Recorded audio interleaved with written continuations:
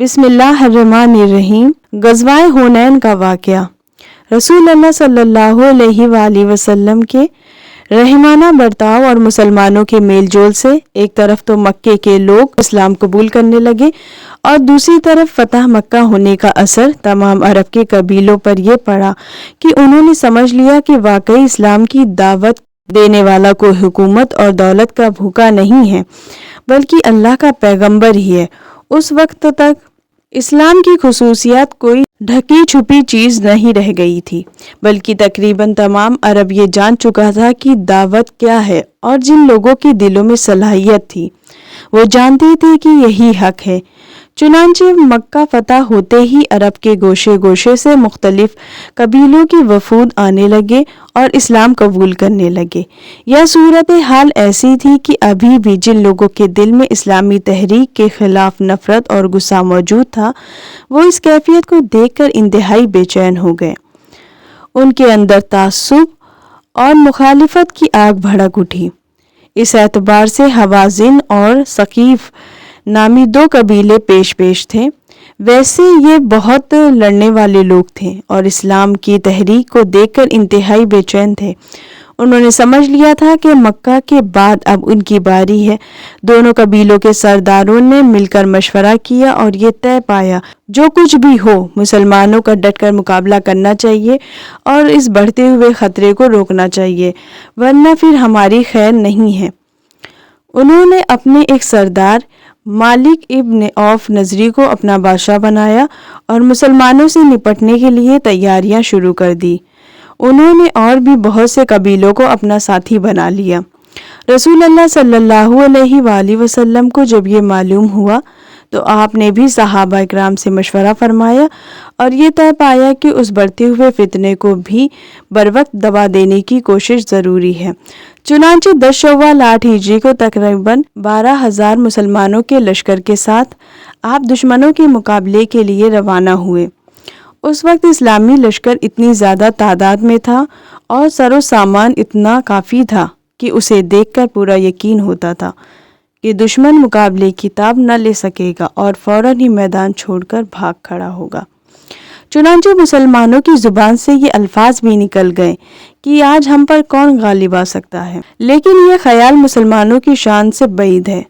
اسے کسی بھی موقع پر اپنی طاقت پر بھروسہ نہیں کرنا چاہیے۔ اس کی طاقت اور اس کا بھروسہ صرف اللہ تعالیٰ کے فضل و کرم پر ہونا چاہیے۔ قرآن پاک میں اللہ تعالیٰ نے ارشاد فرمایا ہے، یہ سورہ توبہ کی آیت نمبر 25 اور 26 ہے، حنین کا دن یاد کرو جب تم اپنی کثرت پر نازا تھے لیکن وہ تمہارے کچھ کام نہ آئی اور زمین اس وقت کے باوجود اس دن تمہارے لیے تنگ ہو گئی اور تم پیٹ پھیر کر بھاگ کھڑے ہوئے۔ پھر اللہ نے اپنے رسول اور مسلمانوں پر اپنی طرف سے تسلی اور اطمینان کی کیفیت نازل فرمائی اور ایسی فوجیں بھیجی جو تم نے نہیں دیکھی اور کافروں کو عذاب دیا، اور کافروں کی یہی سزا ہے۔ حنین مکے اور طائف کے درمیان ایک وادی کا نام ہے۔ اسی مقام پر یہ جنگ ہوئی۔ جب اسلامی لشکر دشمن کے سامنے آیا تو انہوں نے ارد گرد کی پہاڑیوں سے بے تحاشا تیر برسانے شروع کر دیے۔ مسلمان اس کے لیے بالکل تیار نہیں تھے۔ ان تیروں کی وجہ سے ان کی صفیں بگڑ گئی اور تھوڑی دیر کے لیے ان کے قدم اکھڑ گئے۔ بہت سے بدوی قبائل بھاگ کھڑے ہوئے۔ ان میں سے بہت سے لوگ ایسے بھی تھے جو ابھی ایمان لائے تھے اور ابھی ان کی تربیت مکمل نہیں ہوئی تھی۔ اس بھگدڑ کی حالت میں رسول اللہ صلی اللہ علیہ وآلہ وسلم نہایت اطمینان کے ساتھ میدان جنگ میں جمے رہے اور برابر مسلمانوں کو پکارتے رہے کہ وہ دشمن کا مقابلہ کرے اور میدان سے منہ نہ موڑے۔ آپ کے استقلال اور آپ کے گرد بہت سے مخلص صحابہ کی ثابت قدمی کو دیکھ کر مسلمانوں کے قدم پھر سے جمنا شروع ہو گئے اور پھر ہر ایک نے اپنی پوری جوانمردی کا دشمن کا مقابلہ شروع کیا۔ اللہ تعالیٰ نے رسول اللہ صلی اللہ علیہ وآلہ وسلم اور صحابہ اکرام کی اسی ثابت قدمی کی طرف سے نازل کی ہوئی سکینت فرمایا ہے۔ اس کا نتیجہ یہ ہوا کہ اللہ کے فضل سے تھوڑی ہی دیر میں لڑائی کا پاسا پلٹ گیا اور مسلمانوں کو مکمل فتح حاصل ہوئی۔ کافروں کے تقریباً 70 آدمی قتل ہوئے اور ہزاروں قید ہوئے۔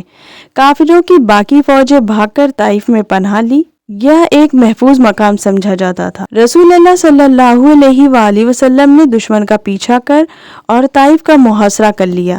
طائف ایک مشہور اور مضبوط قلعہ بھی تھا جس میں کافروں نے پناہ لی۔ محاصرہ تقریباً 20 روز تک جاری رہا، لیکن جب حضرت محمد صلی اللہ علیہ وآلہ وسلم کو اچھی طرح اندازہ ہو گیا کہ دشمن کی اصل طاقت ٹوٹ چکی ہے اور اب اس کی طرف سے کسی سرکشی کا اندیشہ نہیں ہے، تو آپ نے محاصرہ اٹھا لیا اور ان کے حق میں یہ دعا فرمائی: اے اللہ، ثقیف کو ہدایت کر اور توفیق دے کہ وہ میرے پاس حاضر ہو جائے، سوائے خدا کے نبی کے جو محض دین کے خاطر کشمکش کر رہا ہو۔